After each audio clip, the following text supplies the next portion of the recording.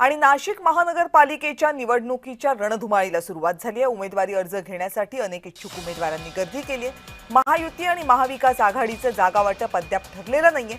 महानगरपालिकेच्या परिसरात पोलिसांचा तगडा बंदोबस्त आहे। ते सगळ्याचा आढावा घेतला आमचे प्रतिनिधी किरण गोटूल यांनी। आजपासून नाशिक महापालिका निवडणुकीसाठी उमेदवारी अर्ज दाखल करण्याची प्रक्रिया सुरू झालेली आहे। आज पहिल्याच दिवशी अशा पद्धतीची गर्दी आपल्याला खरं तर अर्ज हे घेण्यासाठी आणि अर्ज दाखल करण्यासाठी आपल्याला बघायला मिळतोय। नाशिकमध्ये अशा वेगवेगळ्या ठिकाणी अर्ज दाखल करण्याची जी प्रक्रिया आहे खरं तर त्यासाठी व्यवस्था करण्यात आलेली आहे। आज अनेक जण अर्ज घेण्यासाठी पण आलेले आहेत आणि काही जण दाखल करण्यासाठी सुद्धा आलेले आहेत। आजपासून संपूर्णपणे नाशिक महापालिका निवडणुकीसाठी अर्ज भरण्याची जी प्रक्रिया आहे ती नाशिकमध्ये सुरू झाल्याचं आपल्याला बघायला मिळतंय। अद्याप आघाडी असेल किंवा युती असेल खरं तर या संदर्भात घोषणा झालेली नाहीये, पण अर्ज दाखल करण्याची जी प्रक्रिया आहे ती नाशिकमध्ये सुरू झाल्याचं आपल्याला बघायला मिळतंय। टेबल्स अशा पद्धतीचे लावण्यात आलेले आहेत।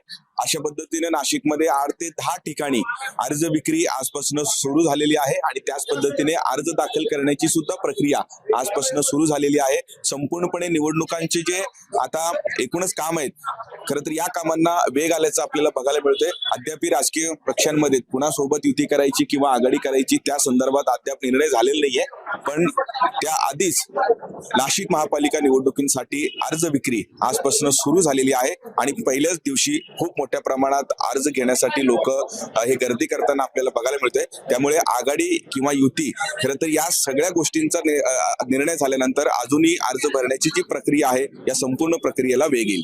किरण गोटूर, जय महाराष्ट्र न्यूज, नाशिक। आज खरं निवडणूक आयोगाने जो प्रोटोकॉल त्यांचा हे केलं सादर केलाय त्याचा आज पहिला दिवस आहे। त्या निमित्ताने मी मनसेकडनं इच्छुक उमेदवार आहे, त्यासाठी मी आज पहिले फॉर्म घ्यायला आलो आहे। अद्याप मनसेची सुद्धा उद्धव ठाकरेंसोबत जायची की नाही त्या संदर्भात निर्णय झालेला नाहीये, काय अपेक्षा आहेत आपल्याला? निश्चितच खरं पाहिलं तर हे सगळ्या वरिष्ठांचा विषय आहे, पण आमच्यासारख्या कार्यकर्त्यांनी मुलाखती दिलेल्या आहेत। आम्हाला जनतेचा साथ आहे आणि नक्कीच आम्ही जो पक्ष आदेश देईल त्याच्यावर आम्ही आणि जनता पण आम्हाला विजयापर्यंत नेईल।